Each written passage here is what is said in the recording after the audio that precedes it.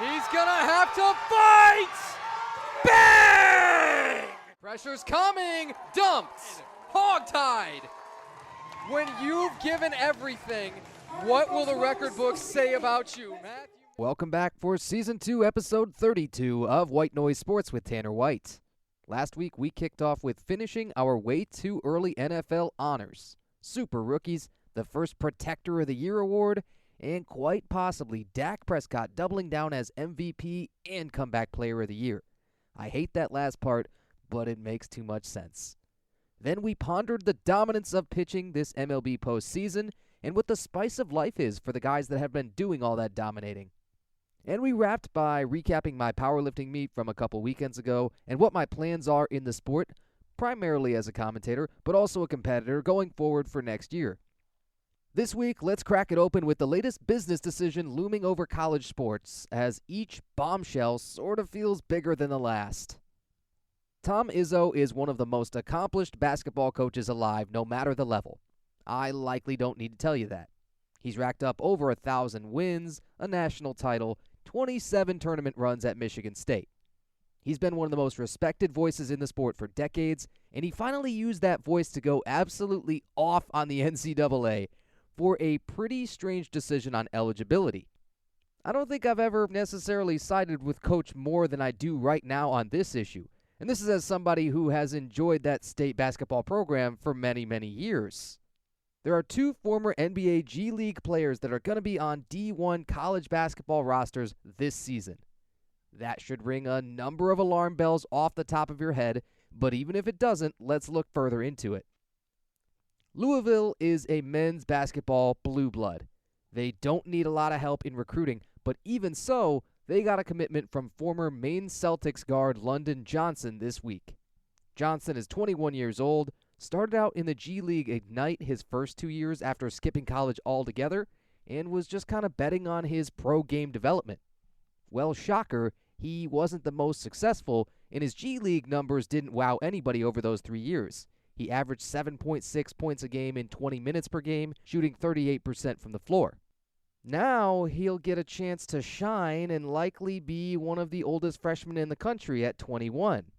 You have seen some other situations where guys will go to the military or missions or things like that, and it's really tough to fault them, and then they'll be very, quote-unquote old freshmen, but this feels a whole lot different.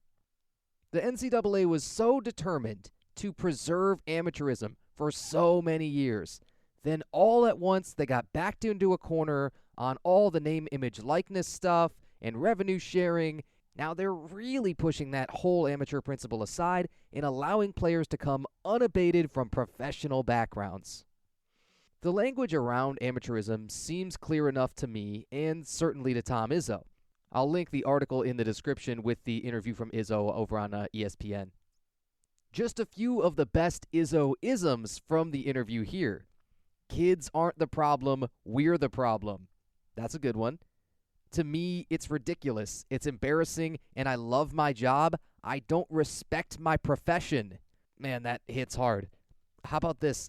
I'm going to be mad at the adults in the room, and so don't blame the players anymore. Blame the adults that make the decisions, that allow some of these ridiculous things to happen.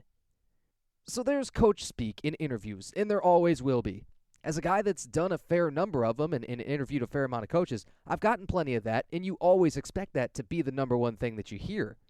There's being candid, speaking your mind, and then there's Tom Izzo. I mean, that's why this guy's so beloved. London Johnson was the big catalyst in this issue, but the first player to go to college from the G League committed to Santa Clara last month. Thierry Darlin is a graduate from the NBA Academy Africa program, and the key clause at issue is that competing athletes should not have ever been compensated as professionals beyond, quote, actual and necessary expenses. Find a link in the description to a front office sports article on G League salaries. Right? You hear the word salaries and you automatically think, well, this is kind of a non-starter. I had never really thought much about G Leaguers getting paid, but of course I knew that they did as they signed contracts, and then of course the two-way contracts are much more lucrative because you have that chance to be called up to the NBA at any point. This is a situation that I have no guesses really about the outcomes on. One player is enough for a precedent. Two players is enough for a movement. But it kind of feels like a third player would bring on a tidal wave. If you're a little under-recruited coming out of high school, but you have the talent or you have the body or whatever, should you use the G League as your pipeline to whatever basketball school you want to go to in a few years' time? Does that put these guys ahead of most other draft-eligible players when they've gone through both a few years of G League and college ball? And how much do these former G Leaguers then go about transferring, negotiating NIL deals, and what's their cut in revenue sharing? So many questions, and again, I frankly don't have a single answer to these really, but at the most major of levels, college sports and amateurism continue to take hit after hit. And the shot heard round the world, at least for this year, launched the Toronto Blue Jays into the World Series over the Seattle Mariners in Game 7 of the ALCS. Toronto was backed into a corner. They had no choice. They had to come back down 3-2 to one of the deepest pitching staffs and best power-hitting teams in the league, and they had to do it starting 34-year-old Kevin Gausman and 22-year-old Trey Yesavage. It's a strange dichotomy there. It was Yesavage's 6th career start. Each of these two threw well enough to keep Toronto in those games as their bats just did what they've been doing all year long. The winner of this Game 7 had to expect that they were going to get the Dodgers, as LA was already up 3-0 in that series against the Brewers, and then there was the Ohtani game in Game 4 with the 3 home runs and the 6 innings pitched and the 10 strikeouts and the no runs that you might have heard about. It's just one more thing that no one else is ever going to be able to do, probably no matter how long baseball is played. George Springer is becoming an all-time ageless wonder, and I don't think people are talking about it enough still. You're not supposed to hit .309 with 32 home runs or be 61% better than the average hitter at age 40, but that's what Springer did this year. You're supposed to be several years retired and selling insurance and fishing by now, but instead he's creating some of the best moments in Jays franchise history. Top 7 in Game 7. Second and third, one out, facing Seattle righty Eduard Bazardo. Now, a middle-in sinker was probably a mistake, right? But you still have to hit it. And that he did to the tune of a go-ahead 3-run homer to deep left center and one of the biggest hits in Jays team history. This was the single biggest swing in championship win probability added in ALCS history. And it put Springer on top of the all-time list in that category for good measure over many of the greatest postseason heroes ever, like Reggie Jackson, David Freese, Mickey Mantle, Lou Gehrig. Still, Toronto now gets the pleasure of facing a super team.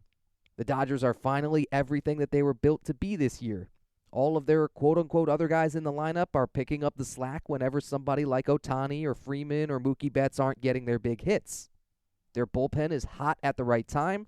Although they only had to throw 7 2/3 total in the whole NLCS, they still only allowed 2 runs. All this said, it's time to predict the World Series. I am feeling super fortunate, like I say, that Game 1 is on Friday, so we can get the episode out, do social posts about it before the game, and so I can be on the record. I'll go with a few team and individual stats and results first, then on to the full outcome. I will always side with veterans starting pitching in the biggest games and under the brightest lights. That's why I think Blake Snell for LA and Max Scherzer and Kevin Gausman for the Jays will each throw a gem. None of them are likely to go deeper than about, 6 1/3, 6 2/3 innings. Although I love riding your ace, managers will always have in the back of their mind that a starter could be used out of the bullpen a few days after his start, and every starter should be ready to throw on short rest, not just your number one. Even so, I'm willing to bet somebody goes 6 or more innings with something close to double-digit strikeouts like Ohtani did again in that Game 4, the Ohtani game. Next, I'm going to roll the dice and say that the Jays 1 through 4 hitters out-hit the Dodgers 1 through 4. We'll say both by average, OBP, and slugging. Toronto is getting Bo Bichette, their hit machine shortstop, back in their lineup after he missed 6 weeks with a left knee injury. They're having Bichette take ground balls at second base, a move that, if they choose to employ it, would be a little bit curious as he's never played there at the pro level, but it could save him a few more difficult plays up the middle per game, maybe bring down his chance of re-injury. They've gotten this far without Bichette, and he is as robotic as a hitter as they come, so he could just DH too. I'm sure that's in the discussions. Even after missing a month of the regular season, he finished shy of only Bobby Witt Jr. in hits. Then, of course, the Jays' first baseman, Vlad Jr. He's an MVP candidate every year in the regular season, and he is my favorite to win World Series MVP if Toronto does pull this off. Yes, even over George Springer. Vlad is 19 for 43 in the playoffs with 6 home runs, 12 RBIs, 6 walks, and 3 strikeouts. I am told that's pretty good. However, if it is the Dodgers, as I expect, then there's no way voters are going to be able to pick anyone else other than Shohei Ohtani, no matter what his numbers really are like. Freddie Freeman probably just used up too much of his magic from last year, winning the World Series MVP with the 4 straight games with the home run and the walk-off grand slam and 12 RBIs in 5 games. I don't know that can be replicated. And then Mookie Betts is just not quite the same performer in October that he is in the whole regular season for his career. You're talking 8 home runs in 385 playoff appearances? That's pretty curious. So the only weakness, quote-unquote, for Toronto is uncertainty because of where they play Bichette, where do they hit him in the lineup, how they move other pieces around, plus how they want to manage their bullpen is kind of an underrated issue. The top 4 in the Dodgers lineup is still the best in the league, and it'll still be the best in the league for, well, as long as their core stays together there with Ohtani, Mookie, Teoscar Hernandez, and Freddie Freeman. I'm going to go for an aggressive pick and say that at least 2 of that LA top 4 have multi-home run games in this series. And if I'm closing my eyes and guessing here, let's go with the more fun ones. Let's say Teoscar and Mookie because they're kind of overdue. And as for the outcome of the series, Toronto is still going to be overmatched. They're playing the Monstars right now, and they might just run out of Michael's secret stuff, although it's going to probably be their arms that falter before their bats. The Dodgers breezed through last year's Yankees with Juan Soto and Aaron Judge both playing at MVP levels, and I don't see this year's Jays team as better than those Yankees. I see the Dodgers becoming repeat champs for the first time in 25 years, and I see them doing it in 5 games just like they did last year.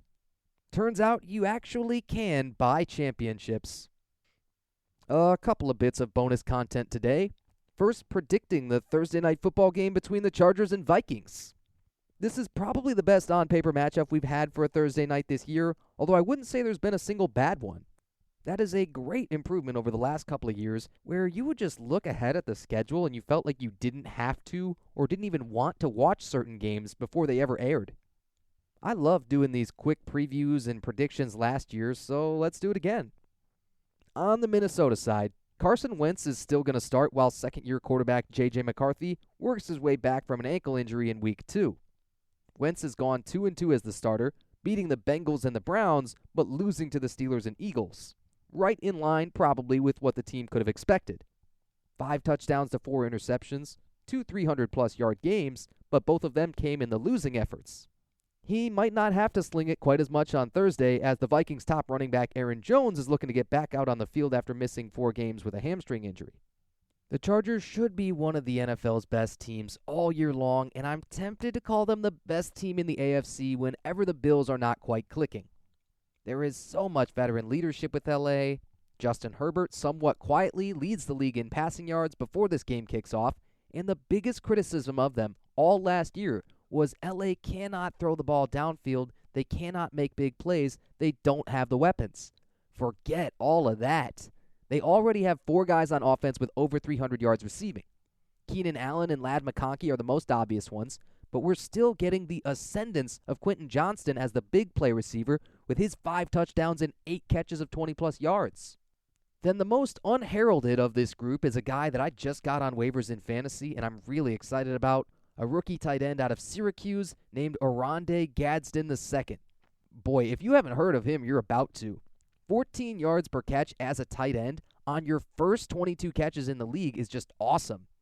Gadsden went for just under 1,000 yards and 7 touchdowns at Q's last year, and he probably didn't expect to see himself fall as far as the 5th round, but now he looks every bit of a number 1 tight end in the NFL.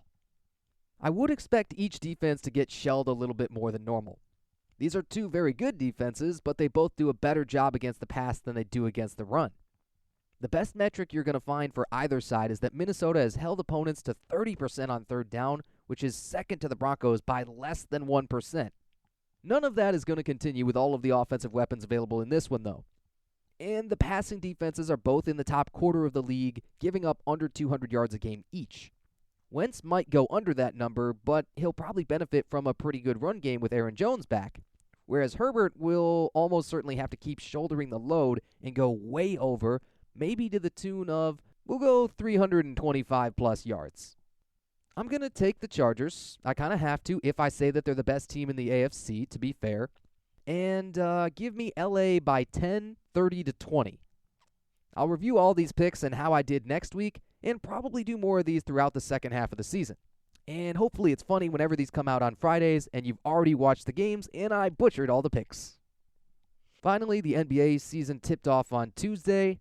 Rockets Thunder and Lakers Warrior were the two matchups, and every one of those teams should be thinking that they have championship hopes, but the Thunder are still massive betting favorites. I'm sure the schedule makers would have loved LeBron to be available for LA, but he's still out with sciatica.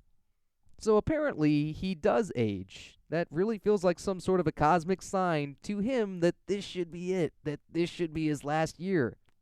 I don't know if he's going to be able to bring himself to do it, though. Kevin Durant made his Rockets debut. What a cringe statement that is. And he went a relatively ho-hum 9 of 12 for 23 points, played 47 minutes, and fouled out in overtime in the midst of a 125-124 loss to said Thunder, the sixth opening night game all-time to go to double overtime. That is eventful even by Durant's 19-year career standard. Steph Curry and LeBron might finally be passing their respective torches to that next generation. And the thought just crossed my mind. Wouldn't it be poetic if they chose to retire at the same time? Like, say they coordinated it, made a social media campaign out of it. You got both agents on board. You started hammering away with merch. I don't think there's any chance of that happening, but it would be one of the all-time great sports marketing decisions. What we did see on Tuesday night was Luka Doncic and Jimmy Butler at their best, being the leading scorers, stepping up and handling the ball more. And Steph wasn't even injured, he's just also aging himself. Then, like every Lakers-Warriors game goes, Steph still puts the game to bed with a deep contested three with under a minute left to put the lead up to 10. Pacers Thunder and Nuggets Warriors are two potentially great games being played on Thursday night as well.